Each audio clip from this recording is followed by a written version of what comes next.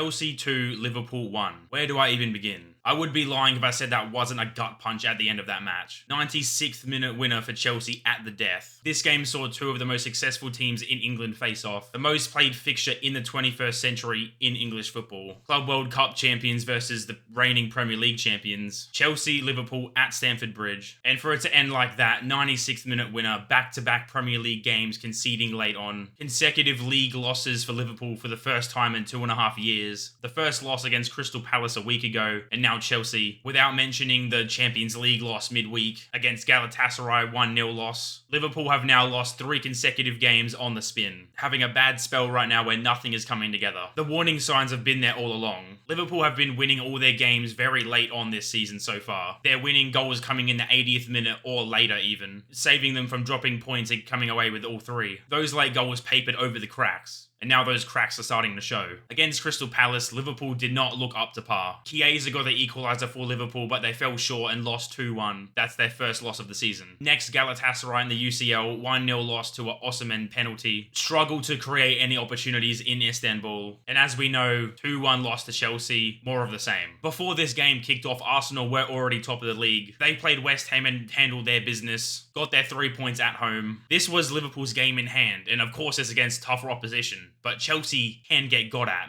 They aren't a flawless title-challenging team. The past couple of weeks, Chelsea have been struggling. They only had 2 wins in 6 league games before this match. Also with 2 draws and 2 losses. They haven't been great, drawing to Palace on opening day, drawing to Brentford 2, and losses to Manchester United 2-1 and Brighton 3-1. Enzo Maresca and Chelsea have been troubled this season. Their fixture list looked pretty straightforward on paper, but they haven't got themselves up and running yet. Until now, this is the type of win that builds confidence and you can really get the ball rolling from here on. And this game, for the most part, looked really simple for them, even with Chelsea's defensive reshuffle in their starting lineup. Chelsea had a serious issue at centre-back going into this game. Trevor Chalobah being suspended against Brighton, Tosin Adebayo being injured, Wesley Fofana injured as well, and not to mention Levi Colwill, their best defender, also injured. That saw Josh Achempong start with Badiashile at centre-back in this game, Malo Gusto and Caicedo playing central defensive mid, Reece James at right-back, Cucurella at left-back, who played a great game, nullifying Mohamed Salah on his side of the field. Also just being such a nuisance to play against for Liverpool, winning so many fouls. I think he played a great game. Enzo Fernandez played in the 10 with Cole Palmer still out. João Pedro forced to play striker with no better options in front of him. He prefers to play in that number 10 role, but with Liam Delap still out, he's forced to play striker. Pedro Neto and Alejandro Garnacho out wide. Garnacho's first start in a Chelsea shirt in the Premier League. As for Liverpool, nowhere near the same extent as Chelsea, but they have some injury woes too. The big one being Alisson being out after picking up an injury in the UCL midweek. Backup goalkeeper Mamardashvili having to start his first league game for Liverpool after previously playing in the EFL Cup for them. With Alisson being a really injury-prone goalkeeper, you need to have a decent backup, and I thought he was pretty good. Even despite the 2 goals conceded, he claimed his cross as well, made some good saves. He was pretty good as a backup. On the ball, he was nowhere near as comfortable as Alisson would be, but Alisson's just a freakishly good goalkeeper. He's the outlier here. But no other big players for Liverpool missing through injury at least. Konate, VVD, Bradley and Kirkez starting as the defence. Dominic Szoboszlai in the 10, Gravenberch and McAllister behind him. Mohamed Salah, Cody Gakpo and Alexander Isak up top. No Florian Wirtz in the starting 11. I don't know if Arne Slot just decided to rest him because he played all 90 minutes in the Champions League midweek, or if it was a tactical change. And if it was, that was just the wrong choice. Because Liverpool in that first half looked terrible. They didn't show any creativity, they couldn't pass the ball cohesively at all, displayed no threat in attack and no intent defensively. That's how Chelsea initially scored.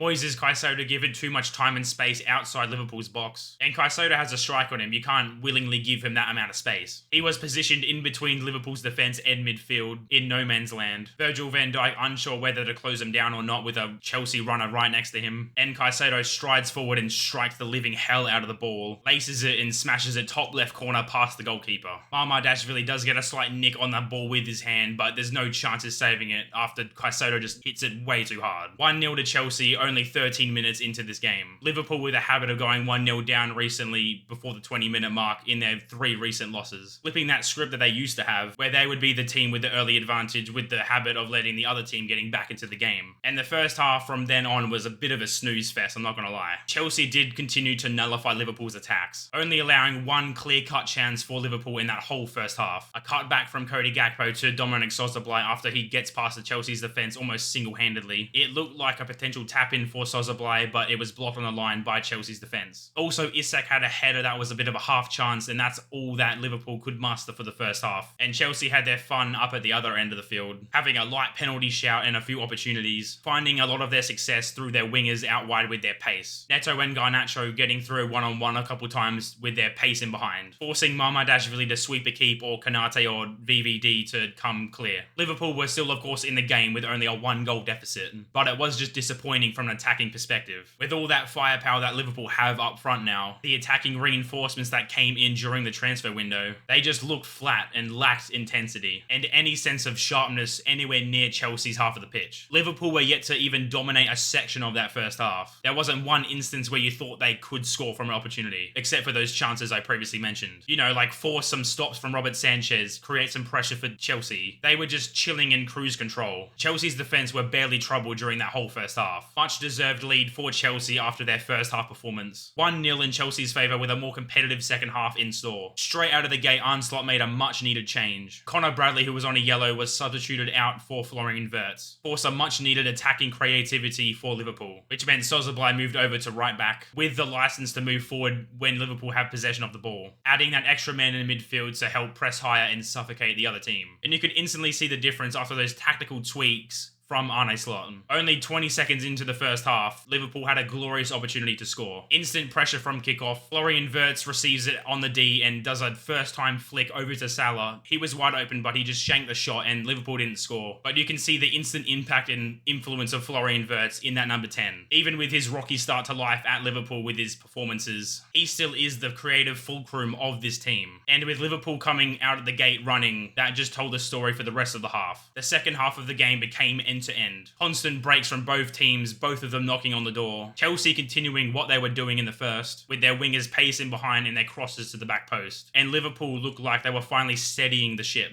looking for that equaliser to get back into the game, as Chelsea began to become a bit wasteful with their opportunities, not being able to grab their second goal to put the game to bed. So that saw Liverpool eventually getting their equaliser in the 60th minute through Cody Gakpo. Szoboszlai overlapping on the right side past Salah, whips in across to Alexander Isak. He touches it down and Cody Gakpo's on the end of it and smashes it in the roof of the net past Robert Sanchez. And Liverpool are right back in this game. Chelsea still looked like a threat going forward, but Liverpool found their bearings and were looking for the winner to grab all the 3 points. For the first time in the game, Liverpool were finally where they wanted to be, on the front foot, applying their pressure an hour into this game, pressing Chelsea much higher up the pitch. This game was there for the taking, a real snatch and grab for either team. That remaining half hour was a cagey finish of this match. Arne Slot getting booked, rough challenges left and right, both teams fully committing bodies forward in their attacks. But in their second half, Chelsea's injury crisis ran rampant and caught up to them, with both of their starting centre-backs being forced off late in this half. Both Badiashile and Acheampong feeling injury knocks saw Chelsea reshape their backline once again, with Reece James having to fill in at centre-back along with Hasso, who was subbed in, another full-back playing centre-back. Gusto finally went to his natural position at right-back. Romeo Lavia partnered Caicedo at CDM, and Maresca decided late on to fully substitute out his whole front line. Both wingers and the striker were changed for Chelsea. Arne Slot and Liverpool decided to take Kanate out at centre-back and move Gravenberch next to VVD at centre-back. Ekitike came on at a point and Curtis Jones as well. Robertson looked good when he came on, subbing on for Kirkes, whipping crosses into the box and driving forward centrally. But Chelsea always looked like they wanted to score late on in this game. The signs were there. Gravenberch nearly scored an own goal. Mamardashvili was forced for a couple of saves, a great double save at a point. Esteval coming close, Mark Gui looked in. Chelsea were wearing Liverpool down gradually. 7 minutes of stoppage time were added, and Chelsea with those balls to the back post. First with Enzo nearly scoring a free header at the back post, only putting it wide. But Chelsea did find their late goal, another late capitulation for Liverpool. Cucurella passes the ball across the face of goal, and substitute Esteval is there to meet it and score. 96th minute winner for Chelsea, with Enzo Maresca earning a second yellow card and being sent off, running down to the corner flag to celebrate with his players real Jose Mourinho-esque. The referee blows his whistle and Chelsea win 2-1 on the night. Chelsea started on top this game and were the better team over the course of the game as a whole. Liverpool went up for it in that first half, not showing initiative early on, but did eventually find their footing in the second half, got back into the game, could have gone either way the way that second half played out, but Chelsea found it late on, deserved win for them in the end, 2-1. They get all 3 points, and another below par performance from Liverpool. 3 losses on the spin, and next is Manchester United after the international break. They won against Sunderland 2-0 yesterday, and now after this Chelsea game, I'm looking at that United game very differently than I would have before. Liverpool are in a bad spell and don't have any momentum, and United look on top. Look to be on the up and on top. That game's still 2 weeks away, so hopefully Liverpool find their footing before then. Arsenal sit top of the league, 1 point ahead Liverpool. Now Liverpool need to get them off that perch and get back ahead. Arsenal's only loss coming against Liverpool with that Sozoblai free kick. Defensively, they're rock solid and they look to be the team to beat this year. Will this be Arsenal's year? Let me know down in the comments. Also, let me know what you guys think about this game. Chelsea 2, Liverpool 1. Thanks for watching. Like, share, subscribe, and I'll see you guys in the next one.